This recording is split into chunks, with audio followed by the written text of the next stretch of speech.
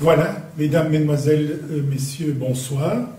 Nous sommes vraiment très heureux de vous accueillir pour un peu une première, il faut bien dire, qui est ces conférences en live. Trois partenaires laïcs ce soir pour nous permettre d'écouter une conférence de qualité.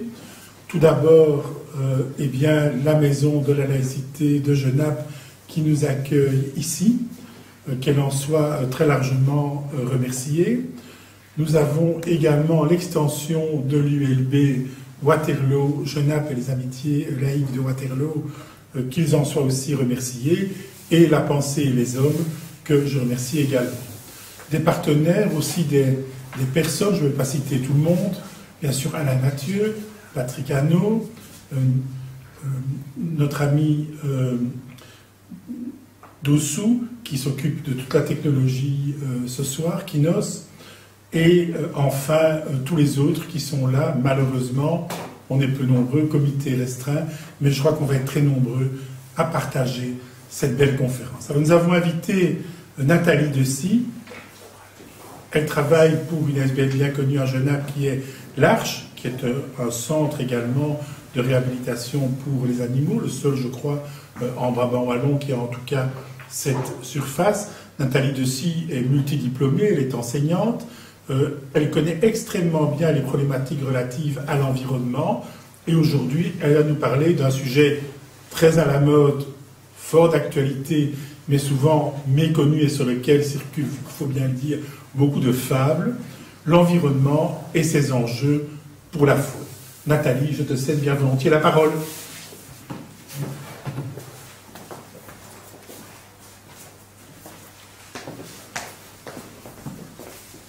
Voilà, alors bonsoir à tous. Bien, merci pour cet accueil, pour cette première conférence.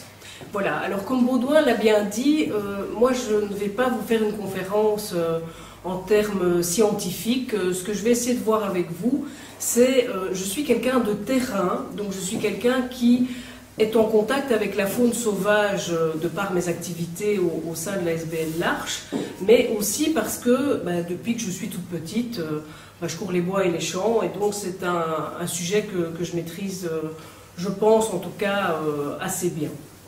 Voilà, alors, une première introduction. Donc il est vrai que, voilà, au niveau de ce que nous, on fait comme activité, eh bien, on a régulièrement des problématiques en termes de changement climatique. Alors, quand on parle de changement climatique, il y a évidemment tout ce qui concerne les sécheresses qu'on a eues ces derniers temps. Il y a également des problématiques, je pense que malheureusement les gens de la région le savent, on a eu quand même régulièrement des inondations par exemple. Alors vous allez me dire, on n'est pas dans notre faune, quelle est la difficulté? Eh bien, on constate que on a des décalages entre les périodes aujourd'hui de nidification, par exemple. Hein. Donc on va dire, voilà, comme il n'y a plus vraiment d'hiver, on va dire que voilà, les oiseaux se disent, tiens, voilà, c'est le printemps, et donc on commence à faire la nidification. Et on va se rendre compte que la nature n'est pas prête. Donc on a parfois des oiseaux qui vont naître, et puis par exemple les proies ne sont pas disponibles. Alors on peut avoir aussi des situations, quand on parlait d'inondations, où des terriers vont être noyés par exemple, et on se retrouve dans des situations comme il y a eu il y a quelques jours, où en période de nidification, si vous avez des tempêtes, si vous avez des grands vents, eh bien, on va avoir les nids des oiseaux qui vont tomber, et donc on a quelques jours après, on a en revalidation des espèces qui arrivent avec des nids qui sont tombés, des choses comme ça. Alors, il n'y a pas que ça. Donc, quand on parle de bouleversement climatique, il y a aussi donc, une influence sur la nature à l'heure actuelle. Et on a également des espèces qui sont devenues des espèces invasives. Alors vous allez me dire, on est en perte de biodiversité d'un côté clairement, et on se dit parfois, ah ben tiens, c'est chouette, on a des nouvelles espèces qui arrivent en Belgique. Seulement, ces espèces, comme le raton laveur par exemple, sont des espèces qui ne sont pas adaptées à nos régions. D'abord, ce sont des espèces qui n'ont pas de prédateurs, et ce sont des animaux qui vont prendre en fait la place d'autres. Je vais vous donner un exemple par rapport à ce réchauffement climatique, entre autres. On sait qu'on a connu des périodes de sécheresse, et donc les milieux humides sont particulièrement fragilisés par ces périodes de sécheresse. On voit que c'est difficile, par exemple, pour les batraciens, pour tous les animaux qui dépendent de ces points d'eau. Et les espèces comme le raton laveur, même si elles sont parfois très sympathiques visuellement, hein, on en a toute une série au refuge, eh bien ces espèces vont accentuer la problématique, puisque ce sont des animaux qui vont manger les batraciens, ce sont des animaux qui vont aller détruire les nids, par exemple, de nos oiseaux, parce que ils sont très agiles, hein, ils vont grimper dans les arbres, des choses comme ça. Et donc, vous avez certainement entendu parler cet été de, par exemple, les frelons asiatiques qui sont dans nos régions. On a des nouvelles espèces comme les moustiques, le moustique tigre, qui est vecteur de pathologies. Et en parlant des pathologies, eh bien, on se rend compte aussi, malheureusement, il n'y a pas que chez les êtres humains qu'il y a des nouveaux virus qui arrivent. On a des virus, par exemple, chez le merle, où on a eu des problématiques avec les mésanges. Ce sont des nouvelles pathologies. Je suis quelqu'un qui travaille sur le renard depuis à peu près 25 ans, et on constate, avec tous ces bouleversements, que on a chez le renard, par exemple, la gale sarcoptique qui est apparue. Et franchement, c'est quelque chose qu'on ne connaissait pas en Belgique. C'est très très récent qu'on a ces nouvelles pathologies qui arrivent. Elles étaient probablement présentes, mais elles le sont beaucoup plus. On constate aussi que, évidemment, les parasites se développent. Il y a plus de puces, il y a plus de tiques qui vont avoir donc une influence très très importante sur la santé de nos animaux sauvages, et qui sont bien sûr aussi une problématique. Alors ça, c'est pour le côté un peu ce qui se passe par rapport au changement climatique et tout le cortège qui va avec. Mais il n'y a pas que ça. Quand on parle d'environnement, il faut aussi se poser la question de l'influence de l'être humain sur son environnement. On est évidemment à vouloir modifier régulièrement notre environnement. Et parmi les problèmes qu'on rencontre, il y a évidemment une urbanisation qui est parfois galopante dans certaines régions. Je prends toujours un exemple. On a des personnes qui nous appellent parce qu'ils ont j'ai un renard dans ma cuisine. Alors on leur dit, écoutez, oui, mais...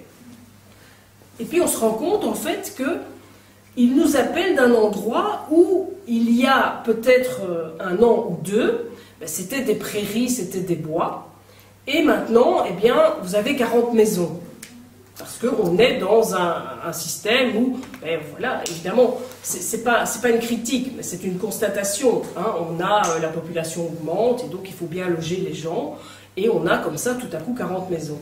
Donc, en réalité, ce qui se passe, c'est que c'était à l'origine le territoire d'animaux sauvages, et qui tout à coup sont face à des jardins, et des jardins qui sont parfois aussi clôturés. Donc on va en fait clôturer ces espaces, et les animaux qui ont l'habitude de circuler librement vont se retrouver coincés dans les clôtures. Donc on va régulièrement chercher des animaux qui sont coincés dans des clôtures, parce que simplement, il y a un an, ou il y a même 6 mois, il n'y en avait pas. Et on a aussi en Belgique, au niveau de la revalidation de la faune sauvage, on a énormément d'animaux qui viennent à cause des trafics routiers.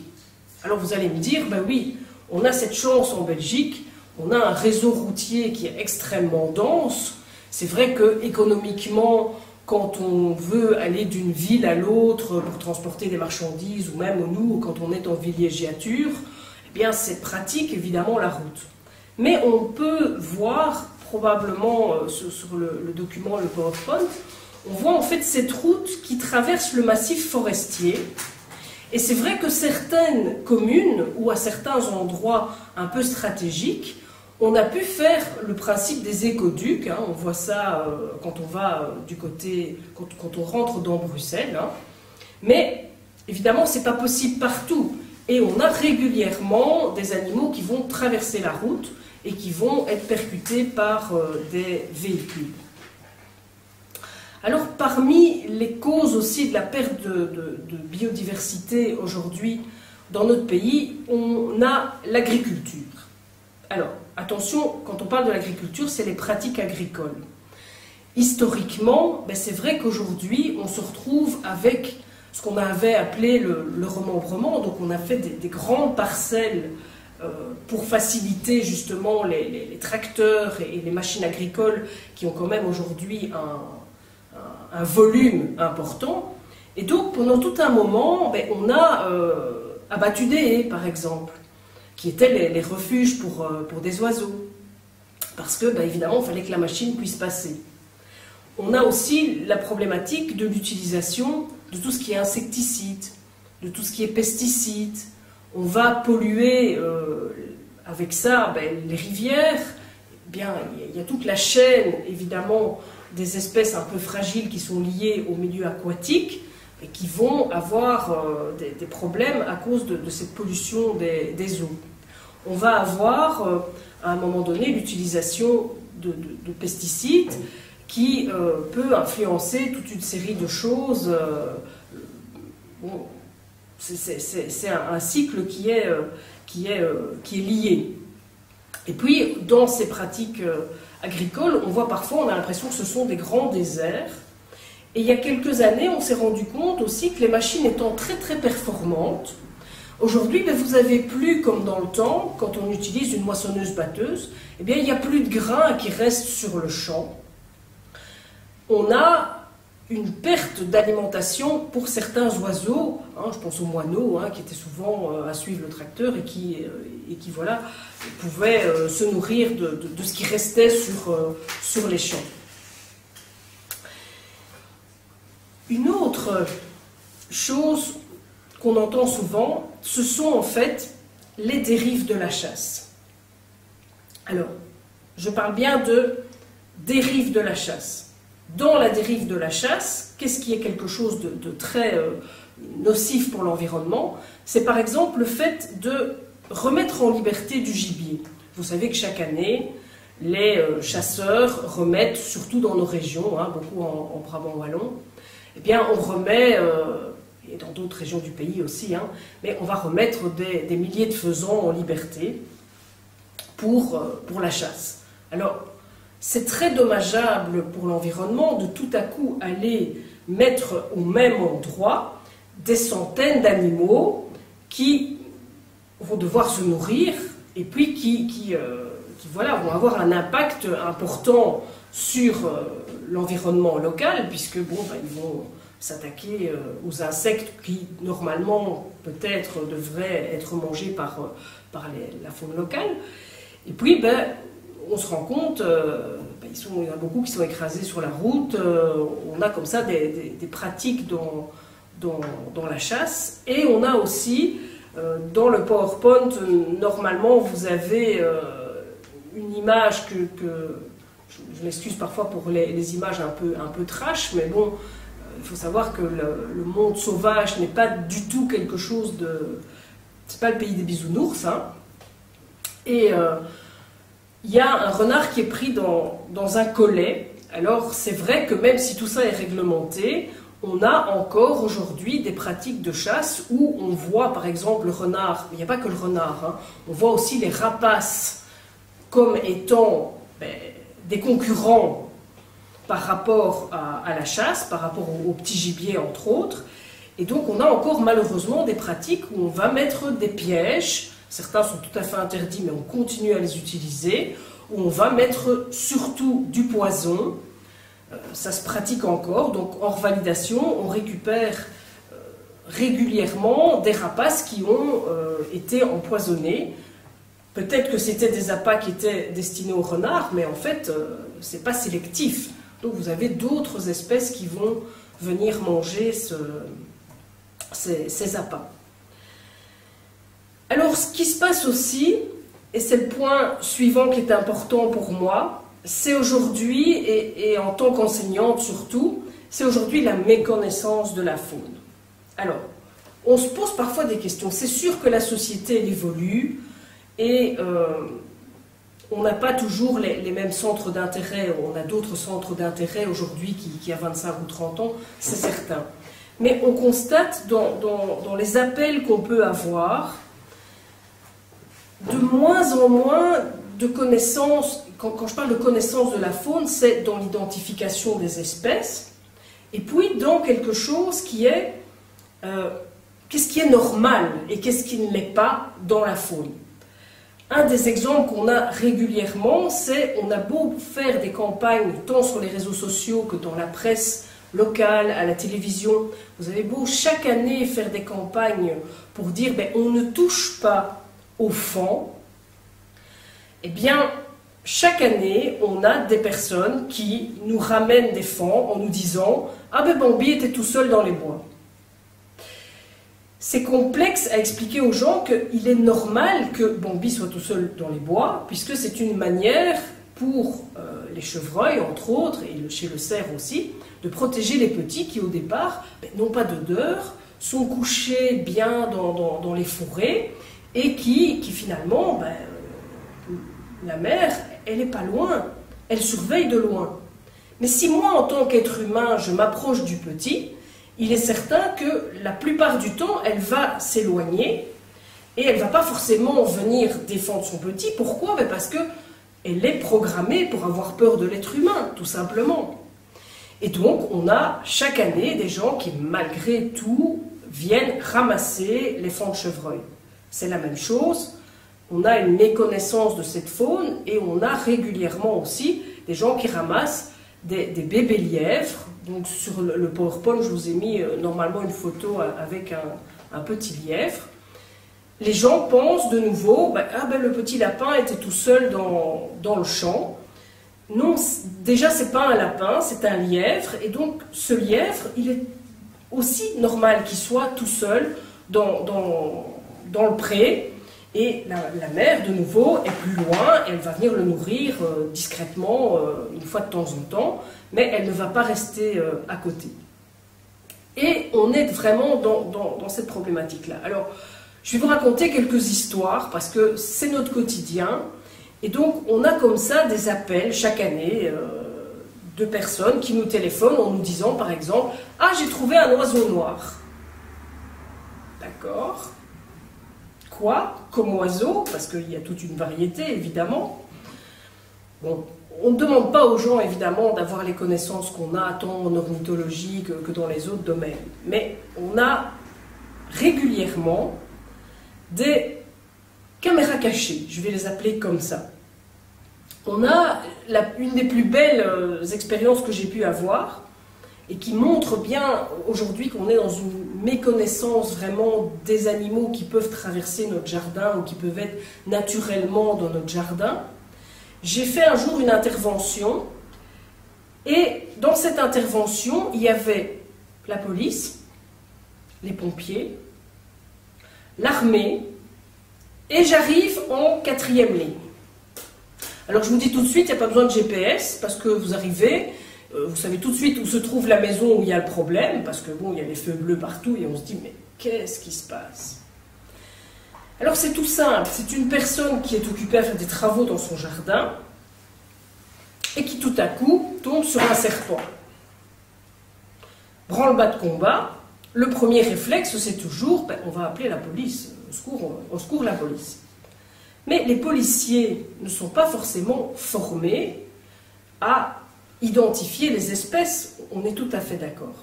En plus, c'est un lieu un peu particulier, dans un vieux tas de bois, et donc on voit qu'une partie de l'animal, donc on peut encore se dire qu'ils ne sont pas formés.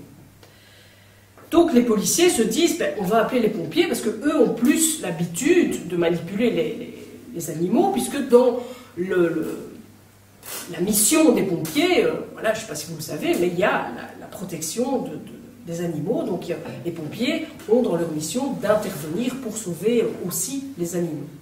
Donc ils appellent les pompiers qui eux aussi se disent « Ouh là là là, qu'est-ce que c'est que ça pour une espèce on n'est pas non plus formé, il y a des brigades de pompiers formés pour tout ce qui est nouveaux animaux de compagnie, les serpents, les mygales et tout ça, mais pas toutes les brigades. » Voyant la police, les pompiers arrêtés à une maison et les riverains qui commencent à se poser des questions et à venir voir, on a une camionnette de militaires qui passait par là par hasard et qui se dit bah, je vais aller voir si je peux aller donner un coup de main parce qu'il se passe quelque chose, c'est grave quoi. Donc voilà, nos militaires qui gentiment vont voir et puis qui se disent aussi qu'est-ce que c'est que ça. Et puis finalement, ben, on nous appelle en disant bah, écoutez, il y a vraiment un problème, là on est face à un serpent, un truc énorme, venez quoi. Bon ben, d'accord, on vient, on arrive, il n'y a pas de problème. Et puis on arrive, et c'est vrai que comme je vous dis, il n'y a pas besoin de GPS, hein, on sait tout de suite où se passe le problème. Et en réalité, qu'est-ce qui se passe? À voir le déploiement, on se dit on a affaire au moins à un anaconda, c'est pas possible, ou à un cobra, ou quelque chose comme ça. Et puis en fait, il s'est avéré que c'était une couleuvre de chez nous. Donc on est dans une espèce de panique, on va dire ça comme ça, et ça nous arrive régulièrement. Donc voilà un exemple où ben, mais non, c'est une couleuvre, certes de belle taille, c'était une jolie femelle de belle taille, mais ça reste un animal commun de chez nous, totalement inoffensif. Alors je peux vous en raconter des dizaines comme ça. Donc on est vraiment dans cette méconnaissance qui fait qu'à un moment donné, bon, ben, on va évacuer tout un établissement, tout un restaurant, parce qu'il y a un serpent derrière le bar. Puis ben, de nouveau, on est appelé sur place, et en fait, c'est un orvet. Donc c'est un serpent, enfin, c'est même pas un serpent, c'est un lézard sans pattes, tout à fait inoffensif. Alors, je pourrais vous raconter les pompiers qui sont appelés parce qu'il y a une araignée en plastique dans un jardin, enfin voilà. Donc ça c'est notre quotidien aussi. Et alors vous allez me dire, oui, c'est comique, c'est drôle, clairement. Mais où je veux en venir dans la méconnaissance de la faune, c'est l'idée aussi qu'on a un autre problème. C'est les réseaux sociaux et tout ce qui concerne, moi, ce que j'appelle les apprentis sorciers. Alors, c'est vrai qu'on est en direct aujourd'hui sur les réseaux sociaux, c'est quelque chose de magnifique quand c'est bien utilisé, mais il y a un gros problème aujourd'hui, c'est que dans cette méconnaissance de la faune, quand quelqu'un aujourd'hui trouve un animal sauvage qui est en difficulté, un des premiers réflexes aujourd'hui, c'est pas d'appeler le centre de validation ou d'essayer de regarder, j'ai envie de dire, dans un livre, dans une encyclopédie, même en ligne, pour essayer de savoir ce qu'on a en main, mais c'est de partager directement des photos sur les réseaux sociaux et de demander des conseils à l'ensemble des internautes qui sont connectés sur tel et tel réseau social. Avec tout de suite une catastrophe, parce que d'abord on a des problèmes d'identification d'espèces, et puis tout le monde va donner sa recette. Donc on arrive à une situation, je peux vous assurer qu'en pleine saison, quand on a les juvéniles qui sont parfois déjà en difficulté, eh bien il nous arrive que à peu près un tiers des animaux qui arrivent chez nous en revalidation auraient peut-être pu être sauvés si on les avait apportés tout de suite. Mais non, on a commencé à montrer sa trouvaille aux cousins, aux voisins, et puis on a commencé à trouver des recettes sur Internet. On a eu des véritables catastrophes dans le sens où vous commencez à bourrer des pigeons avec un mélange d'œufs, de farine. Alors je vais un peu rire évidemment, il est juste bon à remettre au four, simplement parce que, ben, vous imaginez bien que c'est pas du tout adapté, et donc on a des drames où en fait on ne sait plus récupérer l'animal parce que les gens ont voulu faire tout et n'importe quoi. Et de ce fait-là, ben, on a un cas sur le PowerPoint, vous avez peut-être une image de renard, et en fait on se rend compte que ce renard, il marche là, il marche en fait sur... Les renards marchent normalement sur le bout des pattes, et lui il marche là. Pourquoi? Parce que c'est un renardeau qui a été trouvé par des particuliers, élevé en famille, avec le chien, le chat, dormir dans le lit des enfants, bien sûr. On sait bien que le renard n'est pas porteur de pathologie, hein, bien sûr. Hein. Comme tout animal sauvage, il y a quand même un danger, pas comme ça, mais si on commence à dormir avec et à lui faire des bisous, c'est peut-être pas l'idéal. Et surtout, il a été nourri avec une alimentation qui n'est pas adaptée. Et donc, on a un animal qui, dans sa croissance, a eu des problèmes. Et donc, c'est irrécupérable. Quand on a récupéré ce renardeau, ben, il marchait complètement de travers. Et malheureusement, cet animal qui aurait dû reprendre sa place dans la nature, eh bien, est chez nous, à l'Arche, définitivement. Il est condamné à rester en captivité parce que quelqu'un a été un petit peu égoïste et a voulu s'en occuper. Alors, on pourrait continuer à vous raconter toute une série de choses comme ça. Il y a un cas particulier qui est le hérisson. Je vais vous expliquer le hérisson pour vous montrer quelle est l'ampleur, tant au niveau des changements climatiques, que de tout ce que je viens de vous raconter, qui est finalement toutes les raisons pour lesquelles les animaux arrivent chez nous en soins, et surtout pourquoi ça va mal, en tout cas pour certaines espèces. Le hérisson, comme vous le savez, c'est un animal qui hiberne. Alors pourquoi un animal hiberne? Simplement parce que la nourriture, normalement, qui est habituelle chez lui, donc ici il va manger des insectes, il va manger des limaces, des choses comme ça, eh bien cette nourriture n'est pas disponible. Et donc la nature est bien faite, à partir du moment où je n'ai pas de nourriture disponible, eh bien je dors en attendant que ma nourriture soit à nouveau disponible, tout simplement. Mais pour qu'un hérisson puisse hiberner correctement, faut-il encore qu'il y ait un hiver. Et donc on se rend compte aujourd'hui qu'avec les bouleversements climatiques, le fait qu'on ait de moins en moins d'hiver chez nous en Belgique, hein, à notre époque, on avait des hivers, on avait parfois moins 15, c'était courant, on avait de la neige. Eh bien, les hérissons aujourd'hui, ils sont conditionnés, quand la température commence à baisser, ils sont conditionnés à préparer leur nid pour hiberner. Sauf que ben, vous allez avoir 2 jours ou 3 jours où il va y avoir, allez, on va être gentil, moins 1, moins 2 degrés. Et puis 2-3 jours après, on est de nouveau à 15 degrés. Donc on a le métabolisme du hérisson qui est complètement bouleversé parce que finalement il ne sait pas s'il doit commencer à hiberner ou bien si finalement c'est le printemps. Et on a ça plusieurs fois sur l'année, enfin plusieurs fois en tout cas sur l'hiver. Et vous avez donc en validation des hérissons qui arrivent, qui sont léthargiques, qui ne savent pas vraiment si c'est le moment d'hiberner ou pas. Ou bien qui vont ressortir en plein hiver parce que pendant 10 jours on est au-dessus de 15 degrés, et puis en un coup il va y avoir un coup de froid. On a aussi une espèce qui est très fragile par rapport aux canicules qu'on a pu avoir ces derniers temps. Donc ça c'est pour tout ce qui concerne évidemment les changements climatiques. Pourquoi les canicules? Eh bien je vais sortir d'hibernation, et qu'est-ce qui va se passer? Eh bien il va se passer que mais j'ai pas à manger parce que tout à coup, on a une sécheresse, donc les proies que je devrais normalement manger ben, ne sont pas disponibles, puisque quand il fait sec, ben, il n'y a pas d'escargot, il n'y a pas de limaces ou des choses comme ça. Et puis il y a le facteur humain, parce que l'environnement bouleversé par le facteur humain, cet environnement, eh bien, on a la deuxième extinction du hérisson, qui est cette année, et depuis 1 an ou 2, la problématique des tondeuses robots. Alors, les gens ne se rendent pas forcément compte, et donc la problématique des tondeuses robots, c'est quoi? C'est simplement, ben, vous avez peut-être vu ça sur le marché, il y a quelques années c'est sorti, donc l'idée c'est que ça tombe votre pelouse tout seul, Sauf que les gens ne se sont pas rendus compte qu'ils avaient des hérissons dans leur jardin, et donc ils font tourner ça le soir ou la nuit, parce qu'on se dit, ben oui, c'est normal, la journée on a envie de profiter de son jardin, et puis on branche la tondeuse le soir, mais on ne se rend pas compte que le hérisson traverse le jardin pendant la nuit, ou des batraciens, ou des choses comme ça.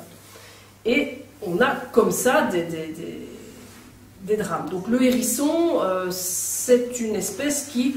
certaines personnes disent qu'à l'aube de 2050, et peut-être même avant, sérieusement en voie de disparition, en tout cas sous nos latitudes. C'est un animal aussi, vous savez, dans les bouleversements climatiques, il y a des animaux qui sont mobiles et qui peuvent encore se déplacer quand on a une sécheresse ou quand on a, c'est le cas des oiseaux, hein, dans les migrations aussi, ils vont aller ailleurs. Le hérisson, ben, il fait quelques kilomètres, il ne va pas se mettre à faire 50 kilomètres pour trouver un endroit qui est meilleur. Donc voilà. Alors, maintenant, j'ai fait un peu exprès de... on pourrait se dire, ben, c'est très sombre. On a une perte de biodiversité, il y a l'influence finalement des conditions météo qui sont pas évidentes, il y a l'activité humaine, il y a plein de choses comme ça. Mais en réalité, si on voit la dia suivante, on va se rendre compte qu'il y a beaucoup d'espoir aujourd'hui. On a, entre autres, vous en avez entendu parler parce que ça a fait la une des journaux et des actualités, on a bien évidemment le retour du loup en Belgique. Alors, on a le retour du loup, on a des espèces qui vont pas mal, comme le grand-duc européen que vous pouvez voir sur la dia. En fait, ce grand-duc, ben, c'est même une espèce, on voit il a progressé. Il y a quelques années, on ne voyait plus de grand-duc. Aujourd'hui, ben, je crois qu'on est à quelque chose comme 120 couples nicheurs en Belgique. On a le retour du faucon pèlerin, on a toute une série d'espèces comme ça qui semblent aller pas mal finalement. Et en fait, ces espèces, si on prend l'idée, comment ça se fait? Eh bien, ça veut dire qu'il y a des endroits en Belgique, certes, où ça ne va pas très bien, mais on a encore des poches, on va dire, de biodiversité. Et c'est grâce à, entre autres, beaucoup d'associations.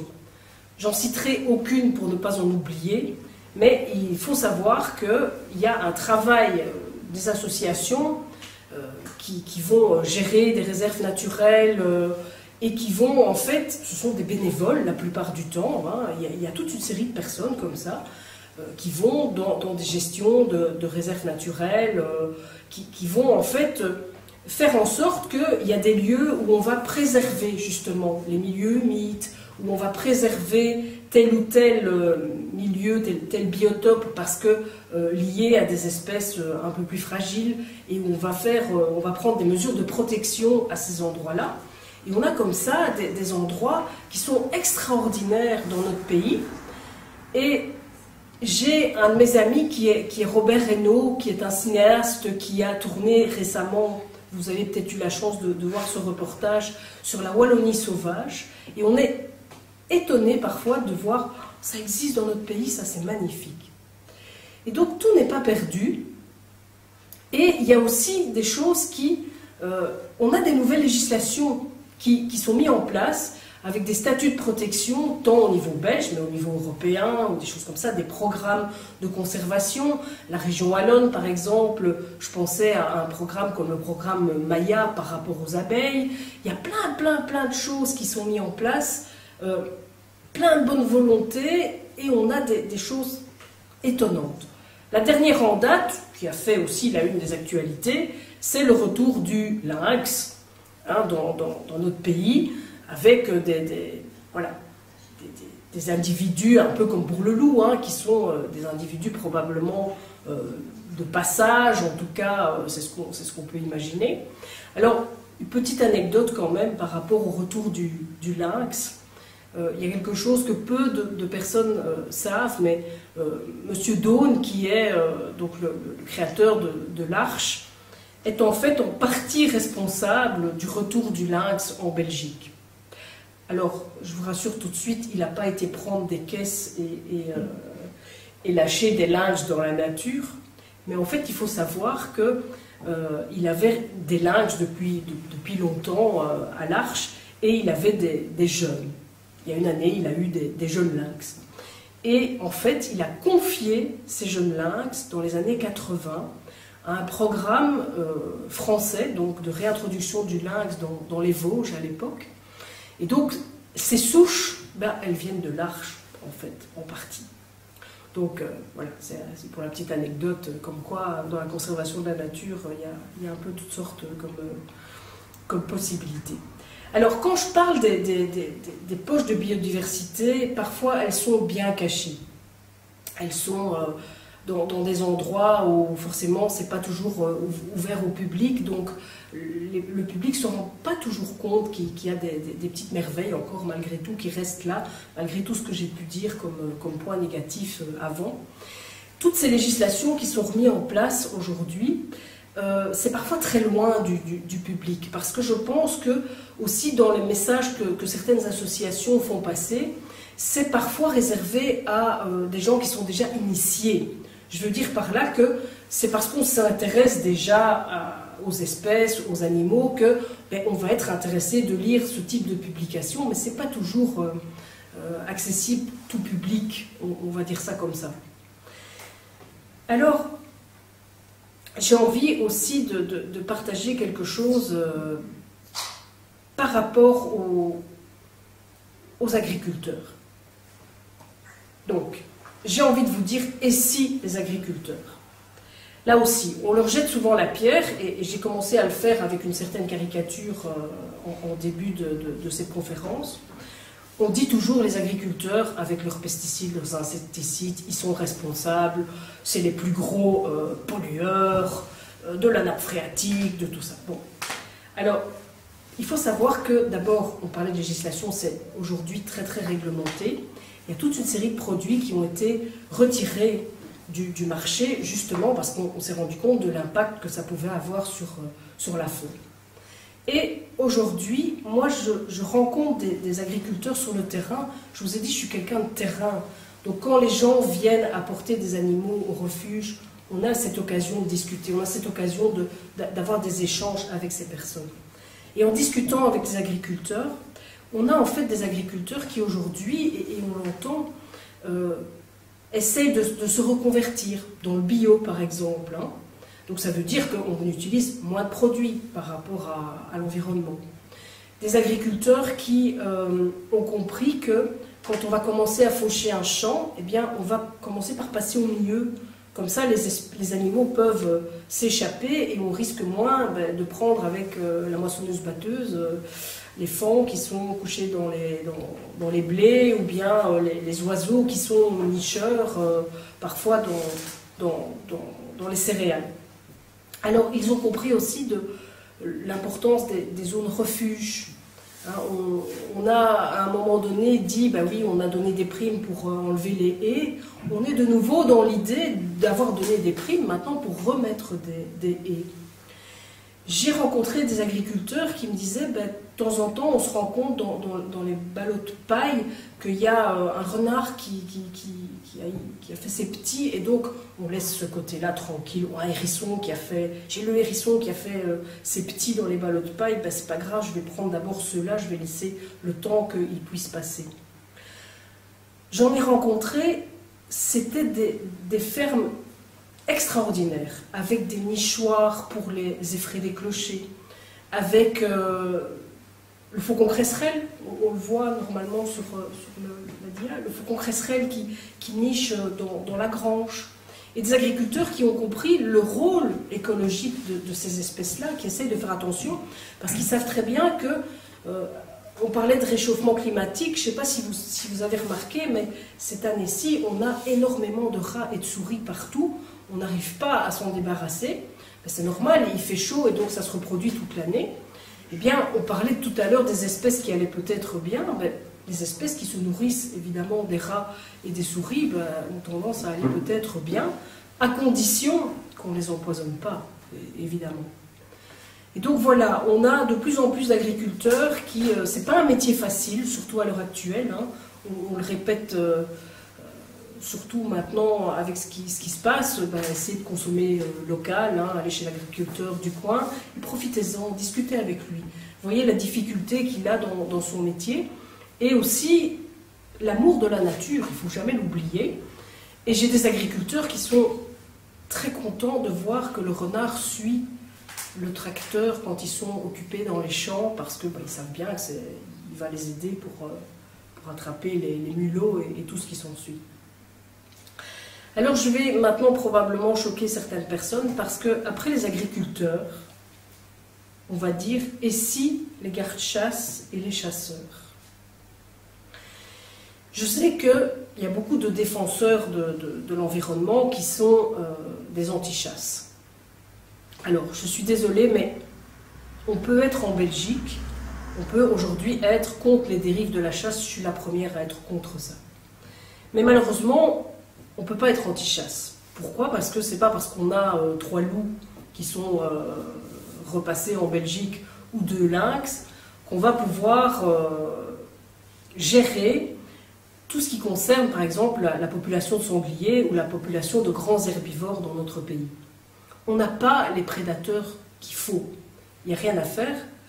On n'est plus dans l'idée, on est dans ce qu'on appelle la cynégétique. Donc on a des conseils aujourd'hui de gestion de chasse.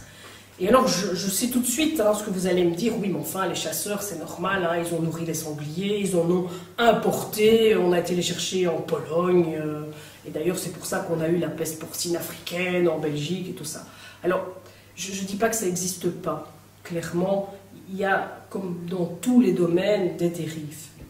Mais j'ai eu, moi, l'occasion de discuter avec des chasseurs, de discuter avec des gardes-chasse. Je vais vous étonner, mais j'ai été sur des terrains, et aujourd'hui, on a des chasseurs et des gardes-chasse qui viennent, qui acceptent nos hérissons, qui acceptent nos chouettes hulottes, parce qu'ils ont créé sur leur territoire de chasse des endroits qui ressemblent à des petits paradis. Je connais un garde-chasse et un chasseur qui ont créé des mares artificielles sur leur chasse, et il y a là une biodiversité exceptionnelle, surtout au moment où on a de la sécheresse. On a aujourd'hui des chasseurs qui acceptent d'avoir des renards sur leur terrain parce qu'ils ont compris le rôle écologique que le renard peut jouer. Et donc, on est de nouveau, j'ai toujours dit, moi, c'est comme dans tous les domaines. La nature, il y a aussi des extrémistes de la nature. Et l'extrémisme nuit en tout, comme dans tous les domaines d'ailleurs. On peut dire qu'on n'est pas pour telle ou telle chose, mais si vous laissez les sangliers proliférer, le sanglier est omnivore, donc le sanglier est très destructeur aussi, donc il va en rajouter une couche, et les endroits où il y a énormément de concentration de cervidés, on se rend compte qu'il y a un problème au niveau de la végétation, parce qu'ils vont évidemment manger l'ensemble de la végétation. Il y a des tests qui ont été faits, entre autres en forêt de Saint-Hubert, où on a clôturé exprès des parcelles pour empêcher que les sangliers et les cervidés ne rentrent dans ces parcelles. Et on voit la différence entre des parcelles qui sont inaccessibles au cœur du massif forestier, inaccessibles aux grands herbivores, et celles qui sont ouvertes aux herbivores. Alors, les sangliers, vous pouvez faire tout ce que vous voulez. Je ne sais pas si vous savez qu'il y en a ici dans la région. Hein, on a des dégâts de sangliers, on a eu des échos, nous, du côté de Villers-la-Ville, dans certaines parcelles ici, même à Genappe, on a de temps en temps des dégâts de sangliers, on se demande d'où c'est venu d'ailleurs. Mais ces sangliers, vous pouvez faire tout ce que vous voulez. On dit que les chasseurs les ont nourris et tout ça, mais il n'y a plus d'hiver. Il y a 25 ans, quand il y avait un hiver rude, eh bien, tous les jeunes de l'année, que ce soit en sanglier, que ce soit en cerf, en chevreuil, dans toutes les espèces, tous les jeunes de l'année qui étaient pas au top, eh bien, décédaient, bien sûr. Aujourd'hui, je ne sais pas si vous avez vu la réaction des arbres face à la sécheresse ou face à l'environnement climatique actuel. Chez nous, à l'Arche, c'est une chênée arborée, donc ce sont des chênes, et on a eu des glands, mais à non plus finir. Et donc, dans la forêt, c'est la même chose. Donc, il y a de toute façon de la nourriture qui est disponible. Donc, malheureusement, cette chasse, elle est nécessaire pour, en tout cas, réguler et gérer cette biodiversité qu'on n'a plus à partir du moment où on a trop de grands gibiers. Et je vous dis, voilà, la mentalité, là aussi, petit à petit, est occupée à changer. Ce que je veux dire surtout, c'est que dans les rencontres que je peux faire chaque année, quand j'accueille les personnes qui prennent la peine de venir apporter l'animal sauvage, eh bien pour moi, les héros aujourd'hui, c'est le citoyen. C'est vous. Donc pour moi, le héros, les plus grands héros actuels, ceux qui peuvent évidemment faire des gestes simples, vous allez voir, eh bien pour moi, le héros, eh bien en fait c'est vous. C'est le citoyen. Alors pourquoi? Clairement, on a en fait, on voit que les actes qu'on peut avoir au quotidien, par exemple dans son jardin ou des petites choses en fait qui coûtent pas grand chose, eh bien on a un pouvoir sur finalement la nature qui, à notre petite échelle, si on met ça bout à bout, eh bien on se rend compte que mes petites poches de biodiversité dont je parlais tout à l'heure, qui sont gérées par les grandes associations, eh bien je peux faire ça dans mon jardin avec mes petits moyens.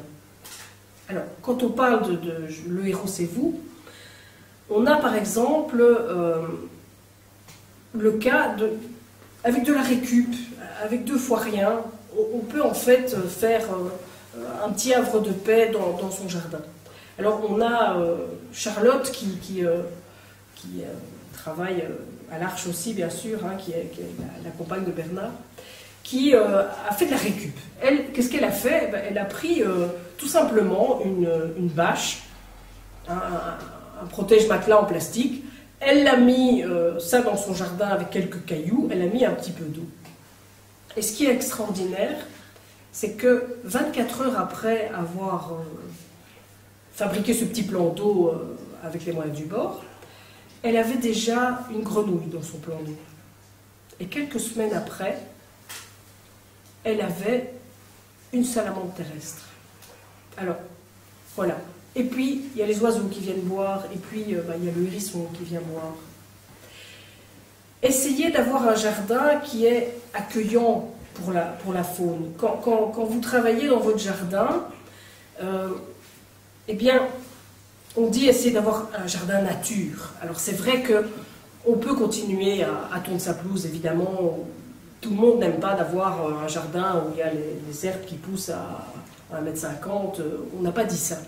On peut bien sûr avoir un jardin qui est bien propre avec des parterres et tout ça.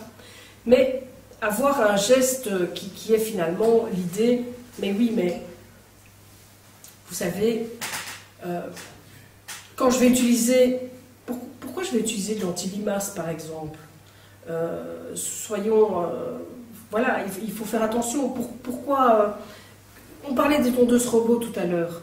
Bien, ma tondeuse robot, je vais la faire tourner jusqu'à 18 h par exemple, et pas plus tard.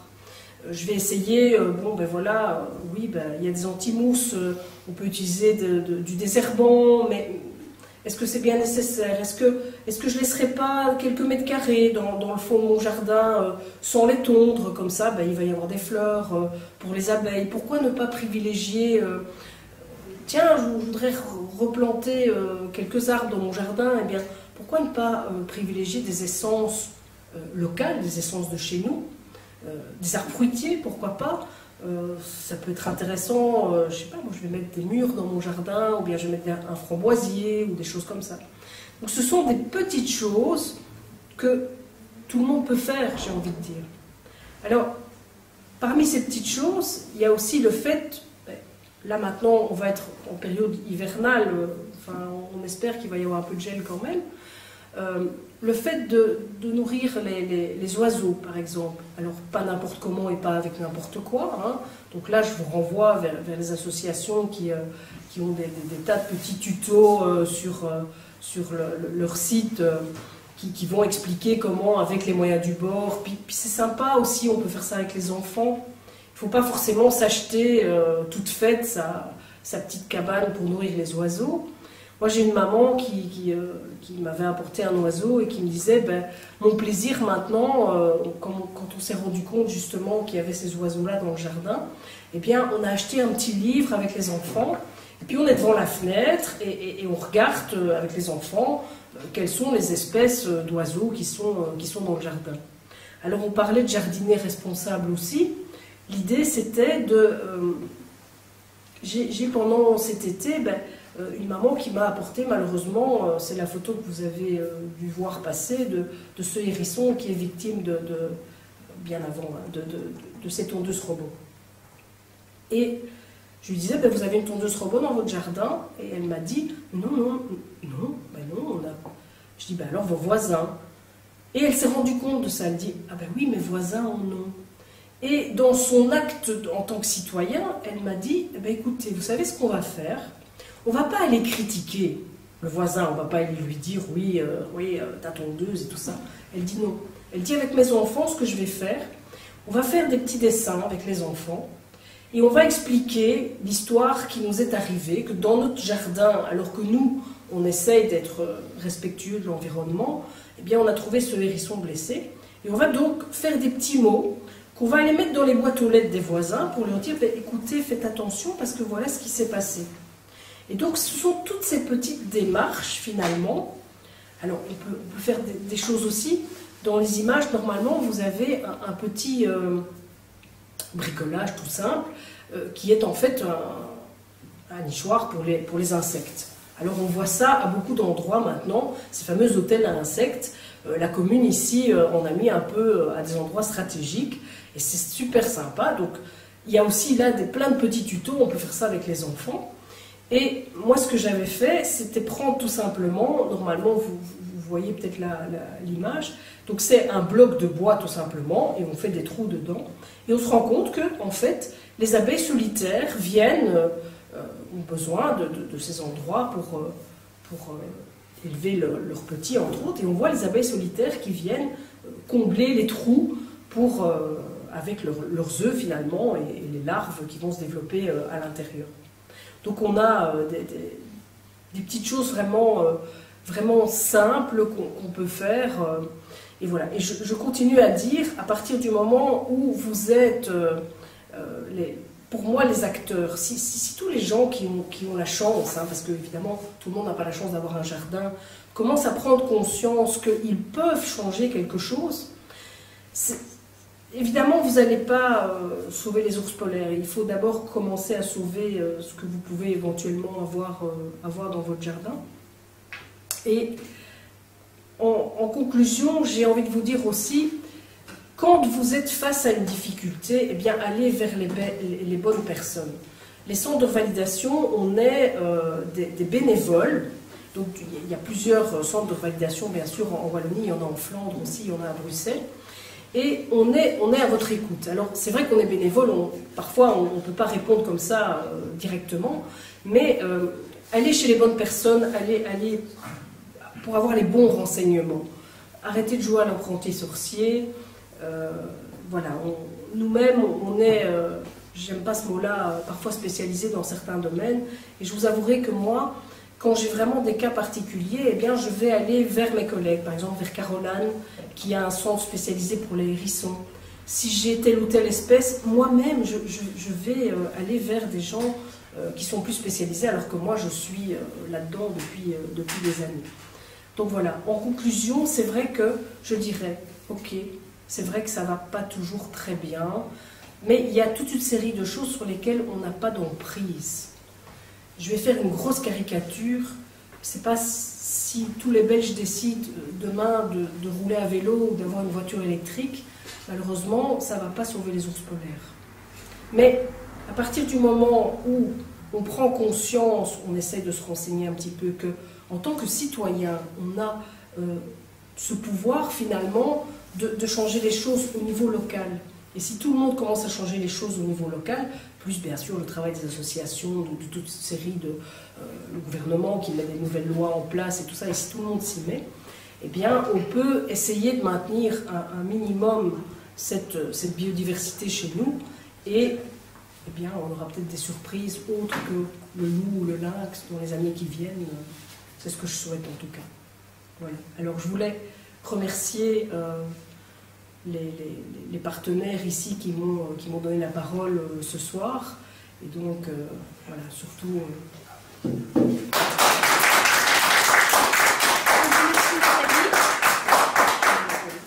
un grand merci pour tous ces conseils très très pratiques. Je te propose de rester encore un peu avec nous parce que nous avons 2 questions pour toi qui ont été posées sur le Facebook.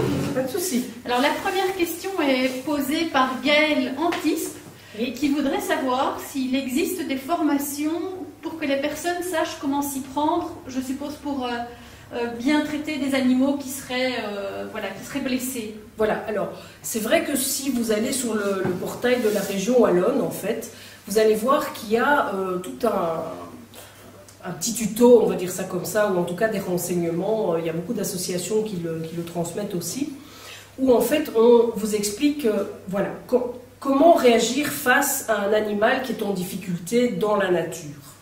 Alors la première question à se poser, c'est de se dire toujours, avant de se précipiter pour aider l'animal, la première question c'est de se dire, est-ce que cet animal est vraiment en difficulté? Donc la première chose serait d'observer, et c'est ce qu'on expliquait tout à l'heure, bon, tout ce qui est faon et tout ça, on est dans chaque année, hein, dans la presse et tout ça, on fait des avis. Alors si vraiment l'animal est en difficulté, vous verrez sur ces sites qu'on vous explique par exemple, attention, c'est vrai que c'est un animal sauvage, et donc quand on parle des rapaces par exemple, hein, eh bien on peut imaginer que le rapace ne va pas se laisser prendre tout seul, et qu'il va peut-être vouloir se défendre, et donc on vous donne toute une série de pistes pour dire, voilà, prenez par exemple un linge, à la limite enlevez votre pull, emballez l'animal avec, faites attention aux cerfs, faites attention aux morsures de certains animaux aussi. Et donc voilà. Alors des formations, il faut savoir qu'on est tous des bénévoles, et donc au départ, les formations pour la faune sauvage en tout cas, il n'y en a pas. Alors ce que moi j'ai fait il y a des années de ça, je faisais des formations pour les bénévoles qui venaient dans les centres de revalidation pour un peu expliquer comment ça fonctionnait. Et c'est vrai que ce genre on pourrait peut-être imaginer un jour une autre conférence où on expliquerait justement aux gens qu'est-ce qui est normal, qu'est-ce qui n'est pas normal dans la nature. Mais vraiment ce qu'il faut se dire, c'est on va essayer d'observer. Parfois, des oisillons ont l'air d'être seuls, mais en réalité, ce n'est pas le cas. Je vais vous donner encore un exemple très très drôle. Un jour, j'ai un monsieur qui est arrivé au centre de revalidation. Il était trempé. Je dis, qu'est-ce qu'il a fait? Il était tout content. Il m'a dit, je suis content, vous ne vous rendez pas compte, j'ai sauté dans l'eau et tout ça. Je dis, mais pourquoi? Il dit, j'ai attrapé tous les canetons. Je dis, mais pourquoi? Ils étaient tout seuls, hein. Et donc voilà, et donc là on est dans c'est une extrême évidemment, hein, mais on est de nouveau comme on disait, cette espèce de méconnaissance où, non monsieur, ils n'étaient pas tout seuls, il y a des chances que la mer était plus loin, mais quand vous vous êtes approché et que vous avez commencé à attraper les petits, il est clair qu'elle s'est envolée. Voilà, mais voilà, donc c'est vrai que, voilà, observer d'abord, et puis il y a une chose aussi que vous pouvez faire, alors vous allez dire c'est parfois compliqué parce que comme on est bénévole et que moi j'ai un métier sur le côté, donc je ne suis pas toujours pendu au téléphone, hein, mais on peut toujours essayer de contacter. Il y a quelques jours, j'ai quelqu'un qui m'a contacté simplement parce qu'il avait découvert un pic vert par terre, en bordure de route, et il m'a envoyé un petit message en disant voilà, voilà ce qui se passe, j'ai trouvé un pic vert, qu'est-ce que je fais, voilà. Donc surtout on ne donne pas à manger, on ne donne pas à boire, on n'essaye pas de forcer un animal à manger ou à boire, parce qu'avec un peu de chance c'est pas son régime alimentaire, et voilà. Et donc là il a eu un bon réflexe parce qu'il m'a tout de suite envoyé un message je l'ai vu parce que bon, j'avais justement le GSM, hein, parfois on est occupé à autre chose, et donc je lui ai répondu tout de suite ce qu'il devait faire, ce qu'il a fait, et son PV est reparti. Donc voilà, donc allez vers les centres de revalidation, n'hésitez pas à téléphoner, à envoyer des messages. Merci Nathalie. Une deuxième question de Patrick Hanot, qui nous dit qu'il a un jardin naturel et sauvage. Cette année, il n'a pas de mulot, mais il a des renards et il a des terriers dans son jardin. Oui. Et il se demande si ces chiens sont dangereux pour les renards et si les renards sont dangereux pour ces chiens. Voilà, alors, par rapport aux renards, là on pourrait aussi faire toute une conférence sur le renard et sur l'histoire du renard, le grand méchant renard. Hein. Le grand méchant renard qui mange les poules, voilà. Alors, il faut savoir que moi, ça fait 25 ans que je travaille au quotidien avec le renard. Il y a énormément de légendes urbaines qui circulent sur cet animal. Alors, quand on parle de danger par rapport entre le renard et le chien, il est clair que, pour moi en tout cas, un des plus grands dangers, c'est les pathologies que peuvent avoir les renards et qui pourraient éventuellement être transmis aux chiens. Alors, on parlait des galles tout à l'heure, ce n'est pas les mêmes types en général de galles, mais je veux dire par là, il n'y a pas de raison, théoriquement, que le renard attaque un chien ou, comme on peut l'entendre parfois, qu'un renard se mette à attaquer un chat, par exemple. On me dit parfois, le renard va manger mon chat. Il y a beaucoup de légendes urbaines comme ça parce que le renard étant un opportuniste, on le voit parfois, et on a des photos en effet, où on voit le renard qui passe avec le chat dans la gueule. Il faut savoir que ce sont des chats qui, la plupart du temps, sont morts. Donc malheureusement, votre chat est tué sur le bord de la route. Le renard étant un opportuniste et puis a un rôle sanitaire, hein, à justement manger tout ce qui traîne, eh bien il va le prendre. Alors, on a sur Bruxelles beaucoup de problématiques avec le renard aussi, qui s'approchent souvent trop près des maisons. Pourquoi? Parce que les gens ont pris l'habitude de le nourrir. C'est une chose qu'il ne faut jamais faire. Voilà, on ne nourrit pas un animal sauvage.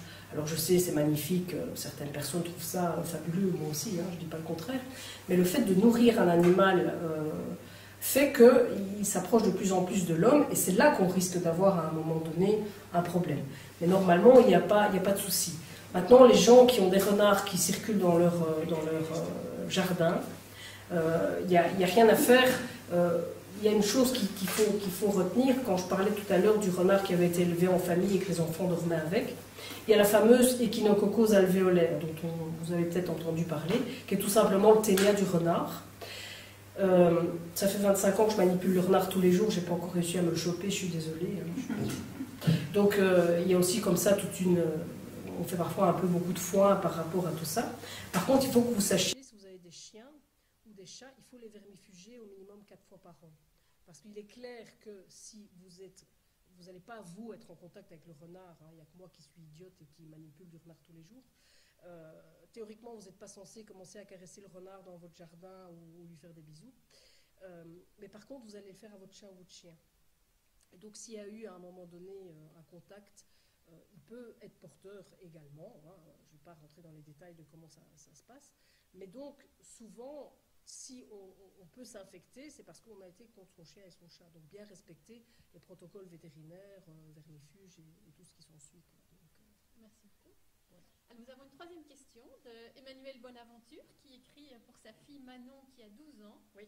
Et elle souhaiterait savoir si c'est possible d'effectuer un stage pour venir apprendre comment mieux comprendre le soin aux animaux. Elle a adoré la conférence. Voilà. Donc, alors, ce qui se passe chez nous, c'est un peu particulier. Donc, c'est vrai que dans le cadre de l'Arche, on accueille des stagiaires, mais on accueille uniquement des stagiaires qui sont des futurs soigneurs animaliers ou bien des futurs vétérinaires. Alors, j'explique pourquoi, parce que dans le cadre du refuge chez nous, on a bien sûr la partie qui concerne la faune indigène, la faune sauvage locale, hein, où on a les hérissons, les renards, tout ça. Mais on a aussi beaucoup d'animaux exotiques. Et donc, ce sont des animaux dangereux. Et on essaye, on ne prend pas chez nous en tout cas de bénévoles, hors contrat école, on va dire ça comme ça, pour des raisons de sécurité. Et surtout pas, malheureusement, j'ai envie de dire, des enfants. Mais moi, en tant que prof, hein, voilà, je suis toujours ouvert au fait que s'il y a, évidemment quand on pourra, parce que c'est un peu compliqué avec la problématique actuelle, mais quand on pourra retourner dans les écoles, je suis vraiment quelqu'un qui aime bien ce contact, de par mon métier, avec les enfants, qui finalement c'est l'avenir aussi pour l'environnement. Et donc je suis toujours à la disposition des instituteurs s'ils ont envie, ou des profs s'ils ont envie, que je vienne dans leur classe parler aux enfants de toutes ces choses-là. Hein. Et en temps normal, hors crise sanitaire, il est possible de visiter oui, l'Arche? Bien sûr. Hors crise sanitaire, il est clair qu'on peut visiter l'Arche. Et alors, je me fais toujours un plaisir de prendre des groupes. Alors, je sais que Bernard, il m'engueule parfois parce que vous aurez remarqué que je parle beaucoup. Et donc, au lieu de prendre 3 minutes pour faire le tour, je prends 1h30. Donc, voilà. Mais vous êtes les bienvenus, bien sûr, toujours. Merci beaucoup. Voilà. Je laisse Baudouin de Charlot conclure. Je te laisse la place.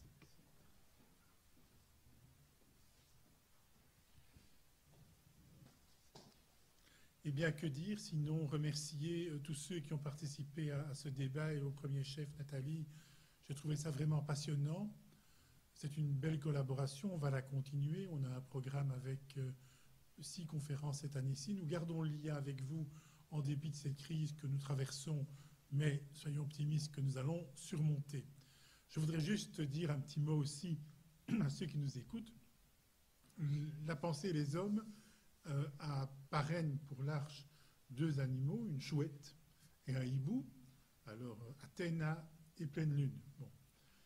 Je vous invite aussi de votre côté à songer à parrainer un animal de l'Arche, c'est tout à fait faisable pour une somme très modique.